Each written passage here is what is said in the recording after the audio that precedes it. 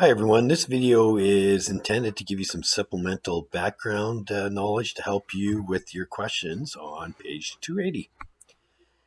The Canadarm, its proper name is the Shuttle Remote Manipulator System, but with its recognizable Canada logo, it has become better known as the Canadarm. In 1975, NASA gave Canada the important task of developing a device that could assist astronauts with a multitude of tasks. The device that was created has been on more than 50 missions and has never malfunctioned. It has been used in shuttle operations, helped to fix the Hubble Space Telescope, and was also used to help build the International Space Station.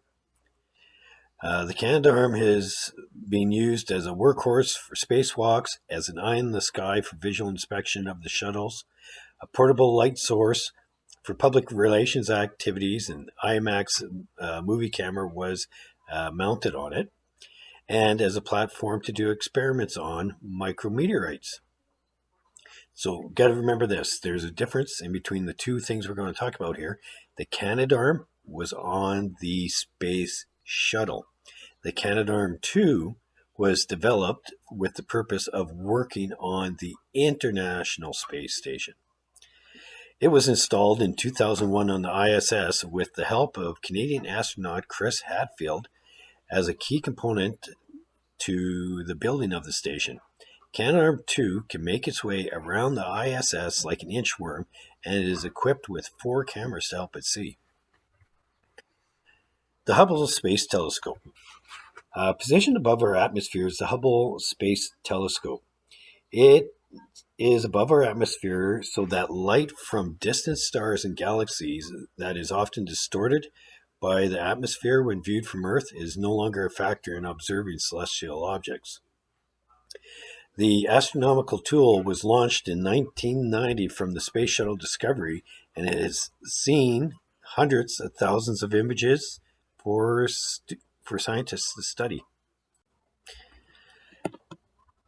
Just speed stuff up. I'm going to just call the Hubble Space Telescope HST so we can get through this a little bit quicker. The HST orbits once around Earth every 97 minutes. So that's about the same amount of time it takes you to go from the colony to our ice fishing spot. As it travels, the HST gathers light. In fact, more light than is possible for the human eye to detect. Just as with our eyes, the more light the HST can capture, the better the image it can produce. Think about how your vision works in the middle of the night when you are trying to focus on something in the dark. The HST had a problem that was discovered after it was launched. The images it was sending back were blurry. The primary mirror had a little glitch with it. The mirror was just slightly the wrong shape. The flaw was only about 1/50th the thickness of a sheet of paper, but it caused the mirror to focus the light in a different place, creating the distortion in all the pictures. The solution was to fit the HST with glasses. A series of these glasses actually weren't glasses, but rather a series of small mirrors called the Corrective Optics Space Telescope Axial Replacement, or COSTAR, and they were installed on the telescope. Sorry, 1 moment. Siri's picking stuff up again. Another item to discuss is the James Webb Space Telescope. So after the Hubble Space Telescope was so successful, the European Space Agency, so that's a group, essentially a group of countries from Europe who have gone together to pool their money to create a space program. And the Canadian Space Agency actually joined in with them to collaborate and start building another telescope. The James Webb Space Telescope, or the JWST, was scheduled to launch around 2013. I can't remember exactly when it got up. I think it might have been delayed a little bit, but it was right around that general area. And astronomers from all over the world were planning on using this telescope for four main areas of study. First, light and reionization, how galaxies are assembled, to discover how stars are created, and to take a look at protoplanetary systems that are in other solar systems. Also, the James Webb and the Hubble telescopes will both be positioned outside of Earth's atmosphere and will be used to look at distant celestial events, but there are differences between them. Okay, so these are really big differences. The Hubble Space Telescope would be closer to what we consider to be a telescope. It uses mostly optical and ultraviolet wavelengths to examine the universe. Its mirror size is 2.4 meters in diameter. It has a close orbit around Earth. It's only around 570 kilometers above Earth's surface. It is 1.2 meters long with a maximum diameter of 4.2 meters, and it was launched by the Space Shuttle. Now, the James Webb Space Telescope uses mostly infrared wavelengths to examine the universe. So it's taking a look at light wavelengths that we can't even see as humans. It has a much larger mirror, which is 6.5 meters in diameter, and it is much, much farther out. It is 1.5 million kilometers from Earth. Earth is also about 1.5 million kilometers from the sun. So the Earth will be between the JWST and the sun. The sun shield on the JWST measures 22 meters by 12 meters, and it was launched by an Ariane 5 rocket. Okay, the next item we're going to talk about is RadarSat. On November 4th, 1995, Canada launched RadarSat, a remote sensing satellite. This satellite is equipped with synthetic aperture radar, or SAR. This radar uses microwaves which can transmit information or images through clouds, smoke, darkness, and any type of weather condition. A unique feature of RadarSat is that users can select different types of beams. The swath of the beam can be 35 to 500 kilometers with the resolution of 10 to 100 meters. It has an orbit of 24 days and gives views of the Arctic daily and views of any part of Canada within 3 days. If the 500 kilometer swath beam is used, it can give a view of the equatorial latitudes every 6 days. During an orbit, RadarSat can collect images spanning up to 1.1 million kilometers squared of Earth's surface. Information from RadarSat is downloaded to receiving stations in Prince Albert, Saskatchewan, Gatineau, Quebec, or Fairbanks, Alaska. The downloaded information can be given to users within a few hours of when it was captured by the satellites. RadarSat has a sun-synchronous orbit, which has a few advantages.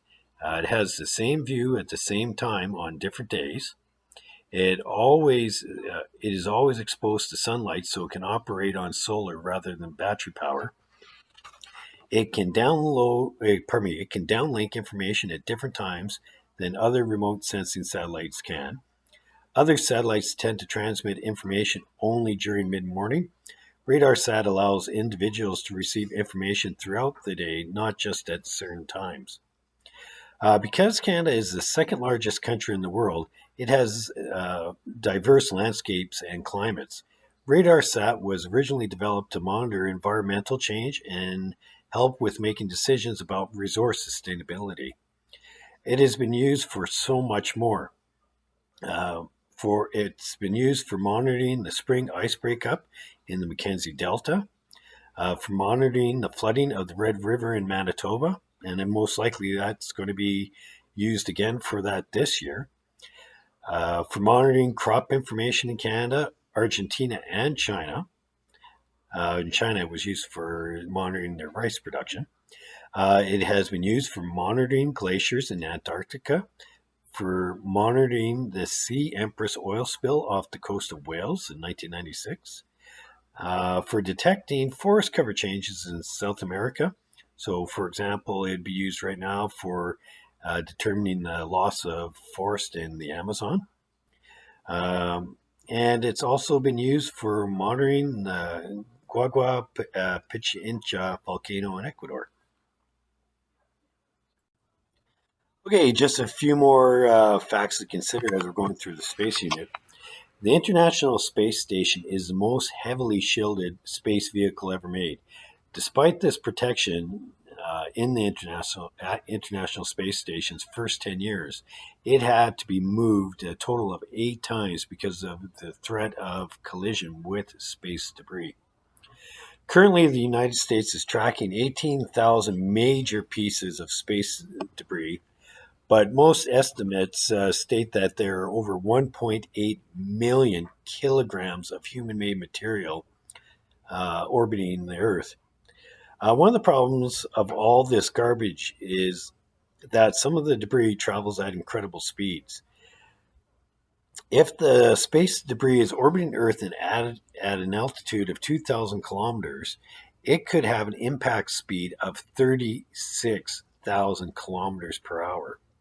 At this speed, a 1 millimeter long metal chip, so 1/10 of a centimeter, can do the same damage as a 22 caliber rifle bullet. And a piece of metal the size of a tennis ball will do the same amount of damage as 25 sticks of dynamite. Some space debris falls to Earth, appearing to be a meteor as it burns up in the atmosphere. Other pieces have the potential to do incredible damage to satellites, space telescopes, the ISS, and even astronauts on spacewalks.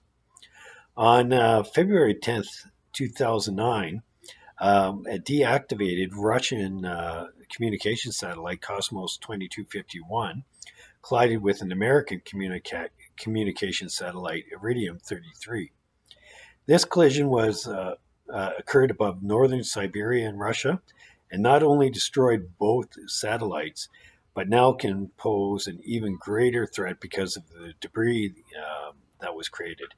Now, this is going to be an issue we're going to be dealing with for decades up in space.